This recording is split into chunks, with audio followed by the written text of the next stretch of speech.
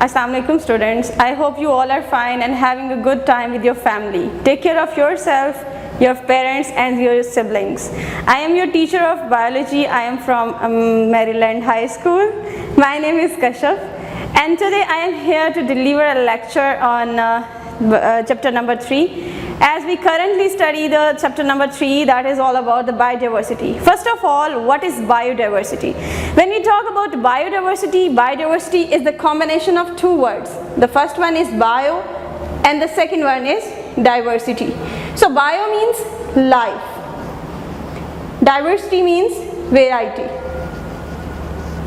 So we can say that variety among the different living organisms present on the earth is called biodiversity. Biodiversity may be related with animals, related to plants, related to microorganisms.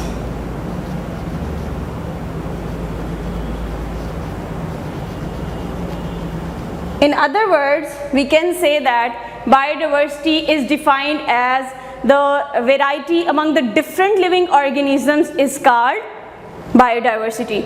So we can say that, for example, if we according to this definition, for example, fungi, these all are included in biodiversity. Fungi, bacteria, fishes, amphibians,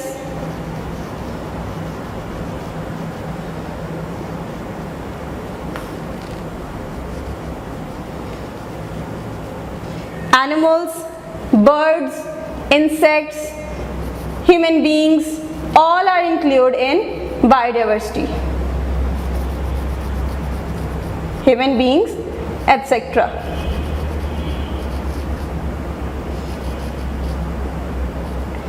These all are included in biodiversity.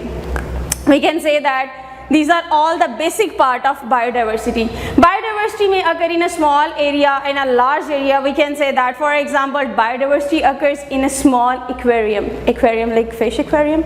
Yes. As I have explained the two definitions of biodiversity, let me take one more example to understand more about the biodiversity. Let's take an example. For example, forest.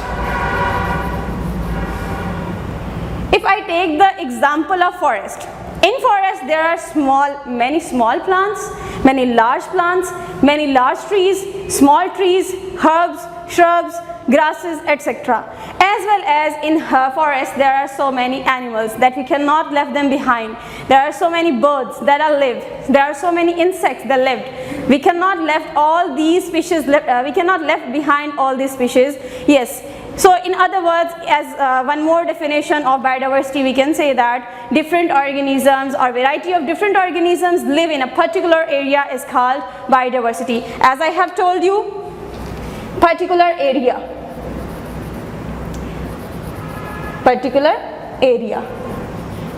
And I have told one more thing, the different organisms, the different species. So according to my example, I justify this definition. In forest there are so many species, there are so many plants, there are so many insects, birds and animals. These all are the different variety of living organisms, and the particular area is forest. So we can say that different organisms live in a particular area is called biodiversity. As we know that, students, there are so many endangered and threatened species. So for the conservation of that species or for the maintenance of ecosystem, biodiversity plays an important role. So let's recall it once again. Biodiversity is the combination of two words. The first word, life, and the second one is variety. So in regarding all these, we can define as biodiversity, we can say that the variety among the different organisms living in a particular area is called biodiversity. It may occur in a small area or it may occur in a large area, as I have explained the example of forest. So let's move on our next topic, that is conservation of biodiversity. Conservation of Biodiversity. So first of all, what is conservation? Do you know? Conservation means to prevent something. In this topic, as I have told you, conservation of biodiversity, it means that how to prevent the biodiversity, the life variety, the variety of life, how we prevent the variety of life. So, the conservation of biodiversity basically means that how a life spread over the world, over the earth. And yes, conservation means prevention. And one more thing, it also means that how a life spread, how a life spread over the world, over the earth. So second point is, as we know that biodiversity reduces day by day, it reduces. Why it reduces? Why? What are the reasons behind the reduction of biodiversity? So the first basic reason is deforestation. The basic reason behind the reduction of biodiversity is deforestation. Yes, forests are cutting quickly, so fastly, so that the biodiversity reduces. If any kind of changes takes place in biodiversity, yes, it will cause our disease. So this is important to prevent the extinction of species. So extinction, prevent the extinction of species.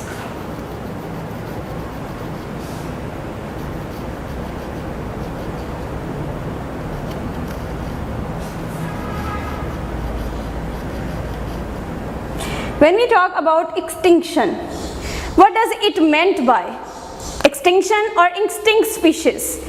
Extinct species or extinction, we can say that extinct means the organisms that are dying out. So we want to prevent the extinction of organisms or species. So the next one is, as we know that many animals are now endangered, totally endangered.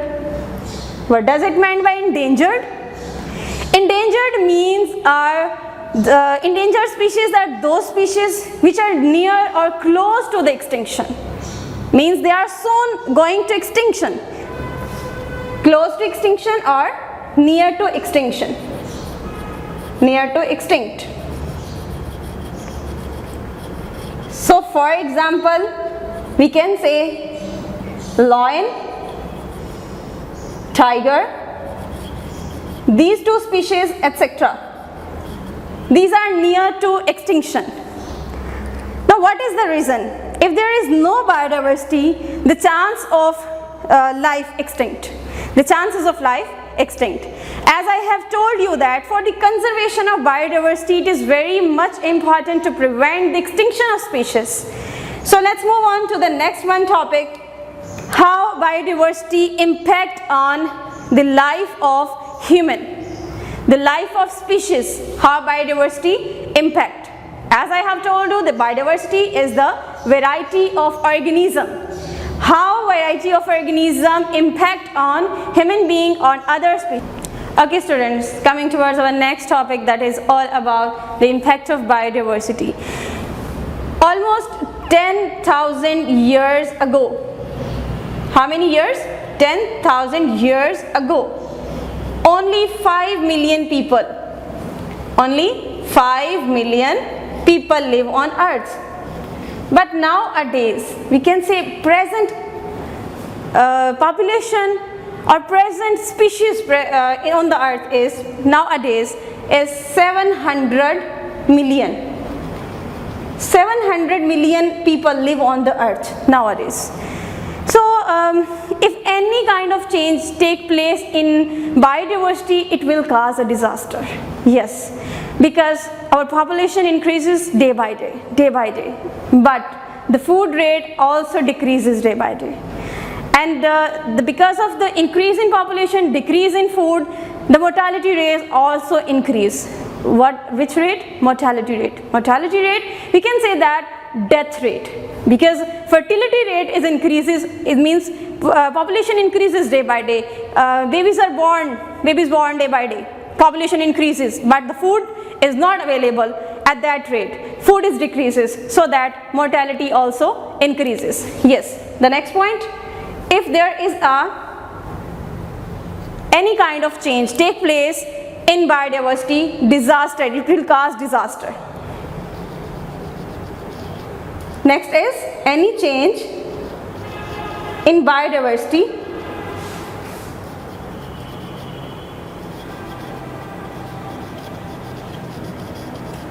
will cause disaster.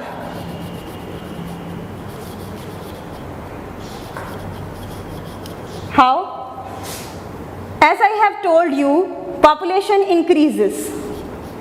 Students, mind it one thing, if the demand of anything increases and the supply decreases, it will cause disaster.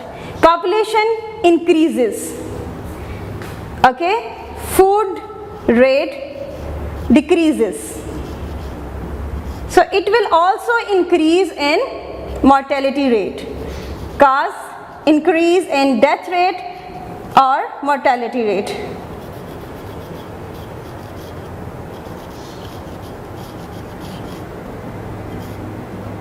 Mortality or death rate.